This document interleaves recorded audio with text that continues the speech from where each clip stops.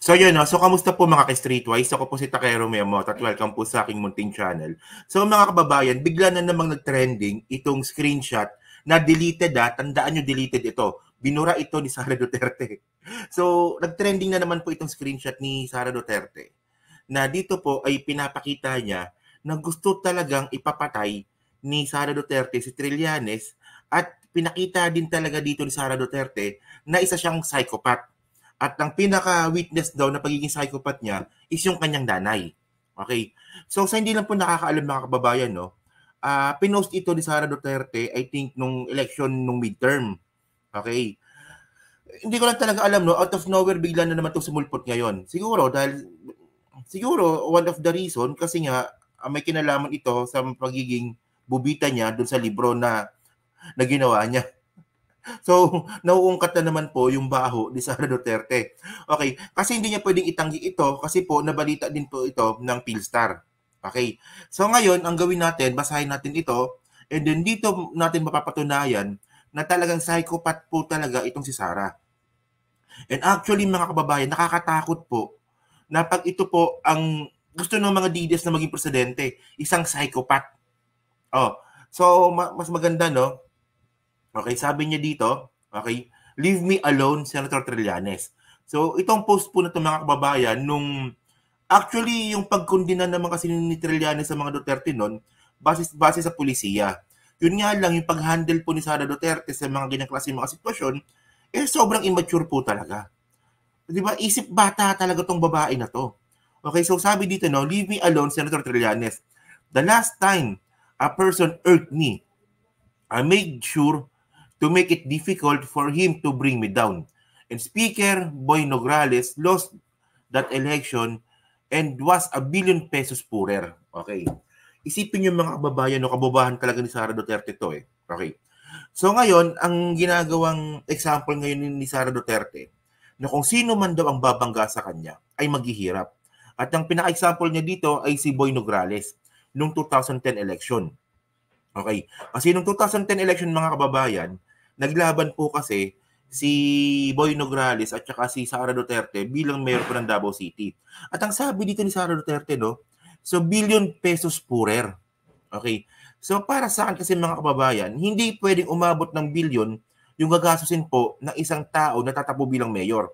Kasi for example mga kababayan, no, meron po kasing allocated na budget na pwedeng ilabas na isang kandidato bilang mayor. So hindi po yan naabot ng bilyon. Well, kung aabot ng bilyon yan, manalo man si Nograles, disqualified pa rin po siya. Okay. So, ganyan po siya kabobo, no? Hindi niya alam yun. Ewan ko lang kung alam niya, pero sa tingin ko hindi niya alam. So, ito nga mga kababayan.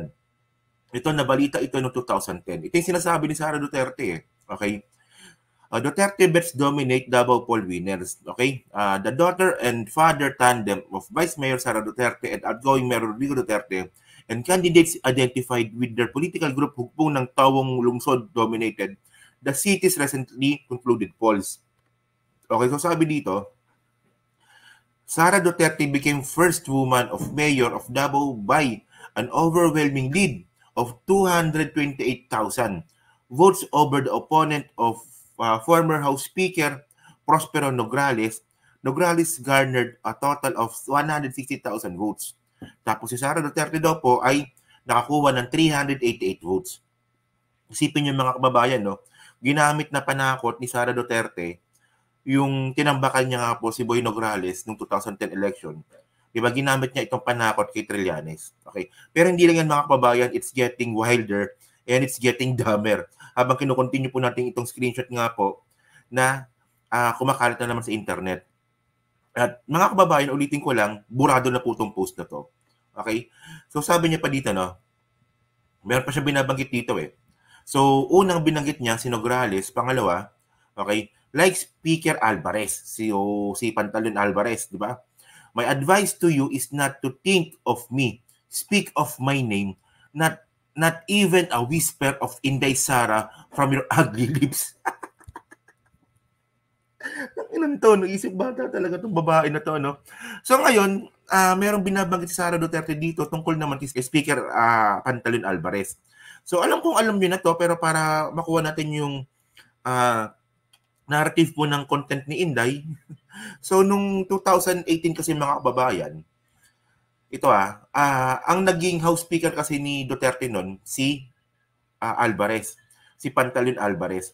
Pero dahil mga ka-streetways, no, itong si Gloria Macapagal Arroyo po kasi, ay talagang, alam nyo naman, dumunyita yan eh. At saka talagang sakim sa kapangyarihan. So nagkaroon po ng tandem si Sara Duterte at si Gloria Macapagal Arroyo para sibakin po si Pantaleon Alvarez. At ang ipapalit po bilang House Speaker po ng Pilipinas nung panahon ni Digong, si GMA ulit, si Arroyo. So ito tinan nyo Okay. Duterte, Sara behind Pantaleon Alvarez ouster. So, ito yung mga binabanggit ni Sara Duterte na kung sino man ang babangga sa kanya, siguradong giba. Dati yun. Kasi presidente yung tatay mo. Ngayon hindi na ganun. Oh. So, para mas maganda, no? Sabi ito ni Digong, di ba? Talagang yan si Inday. So, be careful with that woman. She can oust even a speaker. She operated in Davao. This is a female. She operated in Davao as mayor. Look what happened in Congress. Alvarez was ousted, Duterte said. Di ba? Isipin nyo, di ba? Ano talaga to brat, spoiled brat talaga tong babae na to, no? Hindi ko alam kung paano pinalaki ni Digong to Spoiled talaga So, ngayon, ito, continue pa natin So, ngayon, sabi dito ni Sara Duterte, ayaw daw po ni Sara Duterte na banggitin ni Trillanes yung pangalan niya, di ba? Or kahit man lang banggitin ng pabulong, ganyan po talaga ka-entitled itong babae na to. Di ba? Sabi ko sa inyo boba to Hindi ito ugali ng isang public servant, mga kababayan. Ugali ito ng isang chismosa sa kalsada. to be honest, no? So continue pa natin Sabi niyo pa dito, leave me in peace in Davao City or else you and your friends will spend more than $1 billion in 2022 presidential election just to make me significant. Ayan di ba? So, ngayon, ang sabi niya dito, leave me in peace in Davao. Kita niyo mga kababayan, no? Katangahan din nito So, ang sabi ni Sara Duterte dito, gusto niya raw po na manahimik lang daw siya sa Davao. Pero bakit ka mananahimik sa Davao City kung ikaw mismo ay nangialam sa usapin po ng nasyonal? So, yung usaping nasyonal na sinasabi ko nga mga kababayan, ito nga po yung pakingialam niya sa House Speaker nga po nung si Digong ang presidente, kay Pantaleon Alvarez. Di ba? Parang gago lang, di ba? Na nakisali ka sa gulo, pagkatapos nung sinita ka, ay teka lang, daw kasali dyan. Huwag mo kong idamay dyan. Di ba parang ganun ang gusto ni Sara Duterte, di ba? Ugaling brat, mga kababayan. Ugaling brat ito. Spoiled brat. Di ba? Continue pa natin. Nasasabi niya pa dito. Ito yung mga bata na na pag hindi nakukuha yung gusto, nagtatantrums. Ito yun So sabi niya pa dito, ulitin natin. Let me repeat. Do not bother me and my slot will be available for a yellow senator for the 2019 elections. So, ibig sabihin nito mga kababayan, ito po ay nangyari nung midterm elections noong 2019. So, ang nakakagulat dito mga kababayan, kumalat na naman ito sa internet ngayon. Kumalat na naman ito sa Facebook. For whatever reason, bigla na naman itong kumalat. And actually, mga kababayan, nadaanan ko to dati pero hindi ko nang pinansin kasi hindi pa naman ako vlogger noon. Pero ngayon, iba na pa iba na yung perspektibo ko dito Iba na yung paningin ko dito Di ba spoiled brat talaga Immature. Immature na spoiled brat pa. So sabi niya pa dito, continue natin. Sabi niya pa dito. Okay. President Duterte imagines you will be shot. So ano ibig sabihin nun? Teka, lakihan ko So sabi niya dito President Duterte imagines you will be shot. So, ano ba yun? Ipapapatay si Trillanes? Ano ba ibig sabihin mo, Sara? Isipin mo pinablik mo tong post na to, no? Pinablik mo tong post na to. Tapos, nung nalaman mong bullshit tong post mo na to, na fuck up itong post mo, binura mo. Kasi hindi talaga ito gawain ng isang public official, mga kababayan. Gawain po ito ng isang barumbadang palingkera na babae. Public servant ka, nananakot ka ng papatayin. Grabe naman to, So sabi niya pa dito, on the other hand, ito yung malupit, ito yung sinasabi ko sa inyo, psychopath siya. On the other hand, I will make sure you are alive and in pain. Oh, so ang Tagalog, sabi ni Duterte, ni Sara Duterte nun, di ba, si Digong ang tatay ko ay ini-imagine na ikaw ay mababarel. Pero sa kabilang banda, di ba, sinisigurado ko na mabubuhay ka na may puot at hinanakit. Grabe, no? Tapos sabi niya pa dito, no? I've been described as heartless by my mother. Please do not anger me so that you may remain relevant for the future generation. Gaga talaga, no? So sabi ni Sara Duterte dito, in Tagalog, sabi ng nanay ko, dinescribe niya akong walang puso. Sabi ng nanay ko yan. Kaya wag mo kong gagalitin. Spoiled brat talaga. alam nyo yung isa sa mga ugali ng spoiled brat, mga kababayan. Yung pakiramdam niya, yung mundo umiikot sa kanya. Tingnan ninyo yung budget hearing. Di ba? Yung nung budget hearing, tingnan ninyo. Di ba? Feeling ni Sara Duterte na yung politika ng Pilipinas umiikot sa kanya.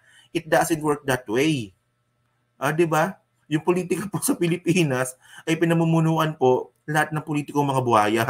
Lahat naman kayo buhaya dyan eh. Loloko nyo pa ako eh. O sabi niya pa dito na and you should listen to my mother. Sabi ng nanay ko, wala akong puso. Kaya makinig ka sa nanay ko. Para sa susunod maging relevant ka, makinig ka sa nanay ko. Tang inang to, no? Gago talaga. And then mga kababayan, actually, hindi naman ito yung first time na narinig natin yung tungkol po sa gravestone kay Trillanes. Kasi ito na-content na natin ito noong nakaraan eh. Ito. Okay. So ito, okay, the Duterte Bongo plan to assassinate Senator Trillanes. Okay, so ngayon, ito na-content ko na to, no? So ang plano dapat dito mga kababayan, no, itong si Master Sergeant Sunny Buenaventura ay inutusan nga po si Las Cañas na patayin si Trillanes. So ang palalabasin dapat nila dito ay aksidente. Ganon. So hindi ito yung first time na narinig ko na meron silang threat kay Trillanes. And then by the way mga kababayan, no, baka may tatanga-tanga dyan na nagsabi na itong screenshot po ni Sara Duterte ay peke. Yan Kasi alam ko may mga DDS na tanga eh. Kasi syempre naman mga kababayan, no, kunwari kung kayo DDS at mabasa nyo to, ewan ko na lang kung anong klaseng hocus-pocus ang gagawin ninyo para ipagtanggol si Sara Duterte. Kasi isa po itong ebidensya na psychopath po talaga, isip bata, spoiled brat, tsaka immature, itong gusto nilang maging presidente sa 2028. So ending nito, sasabi nila, ay yung ano na yan, peke yan, yung screenshot na yan, peke yan, matagal na yan, peke yan. Pero mga kababayan, no, kung babalikan po natin yung balita from Philstar ata to, no? Philstar nga, no? Ito Philstar, 2018. June 14, 2018, di ba? Sara Duterte to Trillanes, leave me alone. So ito yun, nabalita siya sa isang newspaper. O di ba? Leave me in peace in Davao City or else you and your friends will spend more than $1 billion in the 2022 presidential election just to make me significant. So ito yun. So legit po yung screenshot. Huwag kayong tatanga-tanga mga DDS So ngayon, kung tatanungin ninyo ako kung ano bang ginawa ni Trillanes, kung bakit nagwala ng ganyan at nagtantrum si Sara Duterte, ang sinabi na naman ni Trillanes ito lang naman sinabi ni Trillanes Sabi ni Trillanes kasi, Trillanes said the president ordered Carpio to run for higher office to keep their family and power and save Duterte from prosecution when he steps down from office. Ito lang naman sinabi ni Trillanes Ang sabi ni Trillanes, na inutusan daw po ni Digong na tumakbo bilang presidente si Sara Duterte para in the future hindi po makastigo yung mga kapalpakan po ni Digong nung pag si Digong po ay hindi na po presidente. Ayun ang sinabi ni Sara Duterte pero nagwala na siya. So, alam nyo, nakakatakot yung ganyang klaseng tao mga kababayan. Di ba? Nakakatakot po yung tao na isipin mo, immature na nga, isip bata pa. Feeling entitled pa. Di ba? Ewan ko lang, sa mga DDS talaga, no, hindi ko talaga alam kung bakit gusto niyo yung babae na to. No? Pero, dito natin makikita na sobrang immature talaga itong tao na to. At hindi siya capable na maging vice president, maging senador, o kahit man lang barangay tanod, hindi siya pwede. Pwede siya barangay kagawad kasi total, masel-masel naman yung katawan niya. Siguro doon pwede siya. Pero bilang public officials, elected officials, kahit barangay chairman, hindi siya pwede. Kasi dapat kahit barangay chairman ka, dapat gumagamit ka ng utak, hindi ka dapat basta golera. at marunong ka kumilos na naayon po bilang public servant, ito mga kababayan, mukhang ano talaga, malala na saltik nito. So yan, so dyan po sa team replay, ano nga po masabi nyo nga po dito sa kumakalat po na screenshot na naman ni Sara Duterte out of nowhere. Bilang kumalat to sa Facebook So syempre parang ayokong palagpasin na hindi ko gawan siya ng content. So yan, so ano nga po masabi nyo nga po dito, at syempre sa bago na po sa channel po na to, pwede naman kayo mag-subscribe, at saka syempre palike na din po ng video. At kung di naman kalabisan, pwede nyo naman po itong i-share. Okay? So maraming salamat sa inyo lahat. Kita na lang ulit tayo sa susunod na video. Thank you. Salamat. Bye-bye.